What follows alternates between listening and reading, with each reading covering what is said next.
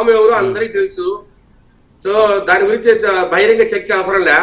కానీ మధుసూర్ రెడ్డి గారు ఆయన జగన్మోహన్ గారిని చాలా చాలా పెద్ద లెవెల్లో పెట్టడానికి ట్రై చేస్తారు.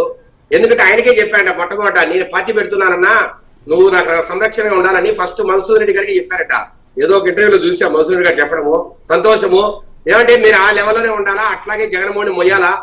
నేను సార్ కొన్ని సూటి ప్రశ్నలు మధుసూర్ రెడ్డి గారికి అట్లాగే ప్రజలకు కూడా స్పష్టం చేయాలనుకుంటానండి ఈ విషయంలో. వాసుదేవ రెడ్డి గారు ఐఆర్టీఎస్ ఉద్యోగి, అంటే ఇండియన్ రైల్వే ట్రాఫిక్ సర్వీస్ ఉద్యోగి, సెంట్రల్ గవర్నమెంట్ లో పనిచేస్తారు, స్టేట్ తెచ్చారు. ఆయన ఎవరు?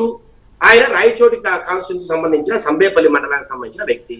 వాళ్ళ తమ్ముడు ఎక్స్ జెడ్పీటీసీగా వైఎస్ఆర్సీపీలో కాంగ్రెస్ లో పనిచేశారు. ఇది వాస్తవం కాదా? అయితే ఐఆర్టీఎస్ నుంచి ఇక్కడికి తెచ్చినప్పుడు అప్పుడున్న చీఫ్ సెక్రటరీ గారు కావచ్చు, ఇతర అఫీషియల్స్ కావచ్చు, ఆయన ఏపీ బీసీఎల్ కు పనికిరాడు, ఆ పోస్ట్ కున్న ప్రాధాన్యత వేరు, ఐఆర్టీఎస్ ఉద్యోగిని దాంట్లో పెట్టలేము, ఇది కరెక్ట్ కాదని రికమెండేషన్ ఇచ్చినా కూడా ఎందుకు జగన్మోహన్ రెడ్డి గారు వినలేదు? మొట్టమొదటి ప్రశ్న.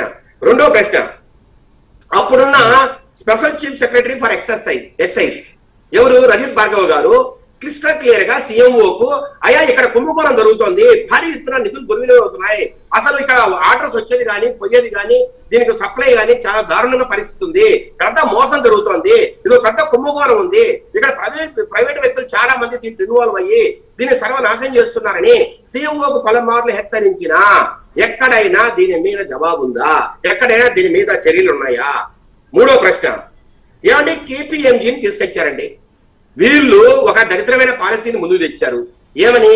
అప్పుడున్న ఆన్లైన్ ఆటోమేటిక్ సిస్టాన్ని, అప్పుడున్న ఆటోమేటెడ్ ఆర్డర్స్ ఫర్ సప్లై సిస్టాన్ని పక్కన పెట్టాలి. దాంట్లో ఆటోమేటిక్ సిస్టమ్ లో ఏముందండి?